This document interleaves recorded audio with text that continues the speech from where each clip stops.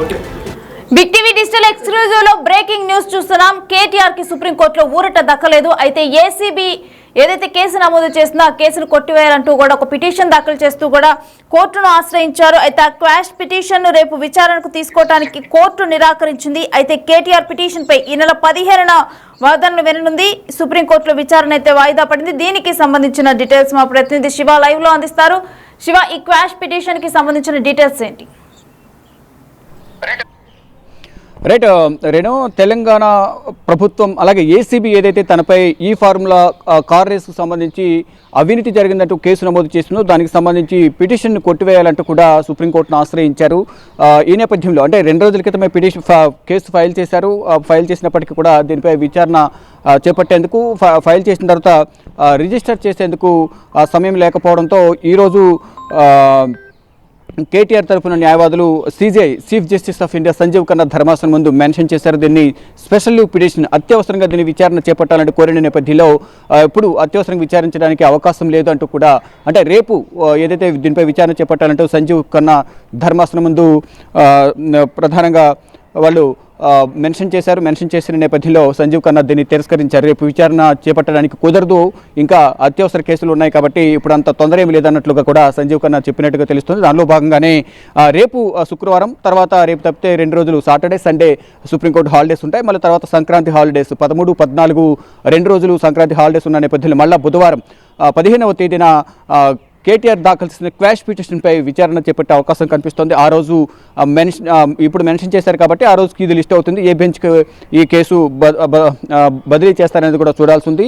అంటే ద్విసభ్య ధర్మాసనం ఏ బెంచ్కి ఇస్తారనేది సుప్రీం ధర్మాసనంలో మనకు 15వ తేదీన తెలిసే అవకాశం అయితే ప్రధానంగా కనిపిస్తుంది. ఏదైతే గతంలోనే ఏసీబీ తనపై అనవసరమైన కేసు నమోదు చేసింది, ఆరోపణలు తప్ప ఎటువంటి ఆధారాలు లేవు కాబట్టి దీన్ని క్వాష్ చేయాలంటూ తెలంగాణ హైకోర్టును ఆశ్రయించారు. తెలంగాణ హైకోర్టులో కేటీఆర్ దాఖలు చేసిన పిటిషన్ను కొట్టేసింది. మరోవైపు అప్పటి వరకు ఏదైతే అరెస్టుకు సంబంధించి స్టే ఉందో ఆ స్టేను కూడా ఎత్తేసింది. తర్వాత విచారణకు సహకరించాలని ఆదేశాలు జారీ చేసింది. తర్వాత విచారణకు వెళ్లకుండా 6వ తేదీన విచారణకు ఏసీబీ విచారణకు వెళ్లాల్సి ఉంది. కానీ ఏసీబీ కార్యాలయానికి వెళ్ళి అక్కడి వరకు వెళ్ళి నాతో పాటు తన వ్యక్తిగత లాయర్లను కూడా లీగల్ టీంను కూడా లోపలికి తీసుకువెళ్ళాలి, అనుమతించాలని కోరిన నేపథ్యంలో ఏసీబీ నిరాకరించింది. ఈ నేపథ్యంలో విచారణకు నేను హాజరు కాను అంటూ కూడా ఆయన వెనుదిరిగారు. తర్వాత తెలంగాణ హైకోర్టులో మళ్ళీ పిటిషన్ దాఖలు చేశారు. నాతో పాటు న్యాయవాదులు తీసుకువెళ్ళడానికి అనుమతించాలంటూ కూడా పిటిషన్ దాఖలు చేసిన నేపథ్యంలో న్యాయవాదులు తీసుకువెళ్ళడానికి అవకాశం ఉంది కాబట్టి ఓన్లీ విజిబుల్ డిస్టెన్స్ వరకు మాత్రమే అనుమతిస్తాము, దగ్గరుండి క్వశ్చనింగ్ చేసే సందర్భంలో వినడానికి అవకాశం ఉండదు అనేది తెలంగాణ హైకోర్టు కూడా ఆదేశాలు ఇచ్చింది. ఈ నేపథ్యంలో ఈరోజు విచారణకు హాజరయ్యారు. విచారణ ప్రజెంట్ ఏసీబీ విచారణ అనేది కేటీఆర్తో కొనసాగుతోంది. కొన్ని ప్రశ్నలు, కీలక ప్రశ్నలు అయితే కేటీఆర్ను అడుగుతున్నట్లుగా కూడా తెలుస్తోంది. ఈ నేపథ్యంలోనే మళ్ళీ తర్వాత ఈడీ విచారణ కూడా హాజరు కావాల్సి ఉంది. కానీ ఈలోపే legal team, KTR legal team వారి ప్రయత్నాలు వారు చేస్తున్నారు. ఈ పిటిషన్ క్వాష్ చేయాలి, అసలు కొట్టేయాలి, కేసునే కొట్టేయాలి అనేది ప్రధానంగా వారు సుప్రీంకోర్టును ఆశ్రయించారు. ఈ నేపథ్యంలో రేపు విచారించాలంటూ కూడా సుప్రీం ధర్మాసనం చీఫ్ జస్టిస్ ప్రధాన న్యాయమూర్తి సంజీవ్ ఖన్నా ధర్మాసనం ముందు ఇటు కేటీఆర్ తరఫున న్యాయవాదులు మెన్షన్ చేసిన నేపథ్యంలో దీనిపై అత్యవసరంగా విచారణ చేయడానికి అవకాశం లేదు అనేది ప్రధానంగా చెప్పారు. ఈ నేపథ్యంలోనే బుధవారం ఈ హాలిడేస్ 4 డేస్ హాలిడేస్ అయిన తర్వాత శుక్రవారం, శనివారం, ఆదివారం రెగ్యులర్గా సుప్రీంకోర్టు హాలిడేస్ ఉంటాయి. తర్వాత 13, 14 సంక్రాంతి ఉన్న నేపథ్యంలో సంక్రాంతి హాలిడేస్ వెకేషన్ బెంచ్ ముగిసిన తర్వాత 15వ తేదీన కేటీఆర్ దాఖలు చేసిన క్వాష్ పిటిషన్పై సుప్రీం ధర్మాసనంలో విచారణ జరగబోతుంది. ఏం జరగబోతుంది అనే దానిపై మాత్రం ఉత్కంఠ కొనసాగుతోంది. రేణు,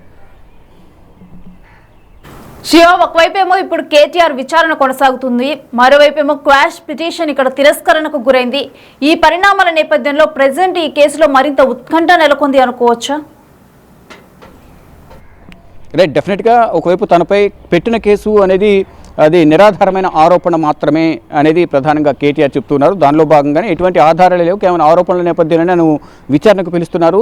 ఈ నేపథ్యంలో అసలు ఈ కేసుని కొట్టేయాలనేది క్వాష్ పిటిషన్ దాఖలు చేశారు. మరోవైపు కేటీఆర్ సుప్రీంకోర్టును ఆశ్రయిస్తారని ముందస్తు సమాచారంతోనే ఇటు తెలంగాణ ప్రభుత్వం కూడా కేవేట్ పిటిషన్ దాఖలు చేసింది. అంటే కేటీఆర్ వాదనలు వినే సందర్భంలో కేటీఆర్ వాదనలు మాత్రమే వినకుండా, వాదనలు అయిన తర్వాత తీర్పు ఇవ్వకుండా తమ వాదనలు కూడా వినాలి. అసలు కేటీఆర్ చెప్పింది నిజమా కాదా, వాస్తవం ఏంటి, పూర్వపరాలు ఏంటి అనేది మా నుంచి కూడా మా అభిప్రాయాలు కూడా, మా వాదనలు కూడా వినాలనేది తెలంగాణ ప్రభుత్వం పిటిషన్ దాఖలు చేసిన నేపథ్యంలో ఒకవేళ 15వ తేదీన కేటీఆర్ దాఖలు చేసిన క్వాష్ క్వాష్ పిటిషన్పై విచారణ జరిగే సందర్భంలో ఇటు కేటీఆర్ తరపు న్యాయవాదుల వాదనలతో పాటు ఇటు తెలంగాణ ప్రభుత్వం నుంచి న్యాయవాదుల వాదనలు కూడా వింటారు. ఇద్దరు వాదనలు విన్న తర్వాత అసలు ఏం జరిగింది, ఆ గతంలో అసలు అవినీతి జరిగిందా, ఏసీపీ చెప్పినట్లుగా, ఏసీపీ ఆరోపిస్తున్నట్లుగా, తెలంగాణ ప్రభుత్వం ఆరోపిస్తున్నట్లుగా ఏదైతే వారి దగ్గర ఆధారాలు ఉన్నాయి నిజమా కాదా అనేది కూడా, అసలు ఈ ఫార్ములా 1 ఈ కార్ రేసులో అసలు అవినీతి జరిగిందా, 55 కోట్లు అవినీతి జరిగినట్లు ఆరోపణలు వస్తున్నాయి, విదేశాలకు తరలించారని ఆరోపణలు వస్తున్నాయి. కాబట్టి అసలు నిజమా కాదా అనేది కూడా దీనిపై సుప్రీం ధర్మాసనం బుధవారం 15వ తేదీన ఒకవేళ విచారణకు వస్తే ఆ రోజు వాదనలు ప్రతివాదనలు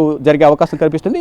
ఫైనల్గా ఏం జరగబోతుంది అనేది కూడా మనకి 15వ తేదీన తెలిసే అవకాశం అయితే కనిపిస్తుంది. మొత్తంగా ఇటు ఏసీబీ అయితే విచారణ కొనసాగిస్తుంది. ఈరోజు విచారణ కొనసాగుతుంది ఆల్రెడీ. మళ్ళీ ఈరోజు ఒకవేళ విచారణ ముగిసిన తర్వాత మళ్ళీ పిలిచే అవకాశం కూడా ఎక్కువ కనిపిస్తుంది. తర్వాత మళ్ళీ 16వ తేదీన మళ్ళీ ఈడీ కూడా విచారణకు నోటీస్ ఇచ్చిన నేపథ్యంలో 16వ తేదీన కూడా విచారణకు హాజరు కావాల్సి ఉంటుంది. మరోవైపు 15వ తేదీన సుప్రీంకోర్టులో క్వాష్ పిటిషన్పై విచారణ జరగవలసింది. ఏం జరగబోతుంది అనేది కూడా ఉత్కంఠ రేపుతోంది. రేణు,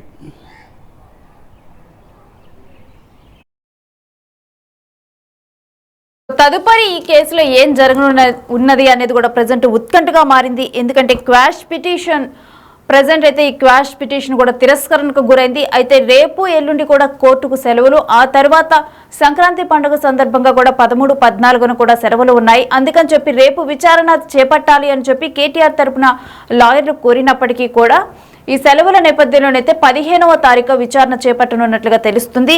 అయితే ఈ లోపైతే ప్రజెంట్ అయితే కేటీఆర్ విచారణ ఇక్కడ ఏసీబీ అధికారులు కొనసాగిస్తూ ఉన్నారు. అయితే ఈ విచారణ మొత్తం కూడా 30 క్వశ్చన్లతో కూడా ఇటు ఒక ప్రశ్నపత్రాన్ని సిద్ధం చేశారు. ఆ క్వశ్చన్స్ అయితే ప్రజెంట్ కేటీఆర్ని వాటన్నిటికీ కూడా అడిగి ఆన్సర్లు తెలుసుకుంటూ ఉన్నారు. అయితే జనరల్గా అసలు ఈ నెల 6వ తారీఖునే కేటీఆర్ విచారణకు హాజరు కావాల్సి ఉంది. బట్ అప్పుడు హాజరు కాలేదు. అయితే ఈ రోజు హాజరు కావాలి అని చెప్పి ఏసీబీ అడిగిన నేపథ్యంలో కేటీఆర్ రావటం జరిగింది. అయితే కేటీఆర్తో పాటు తన లాయర్ కూడా రావటం జరిగింది.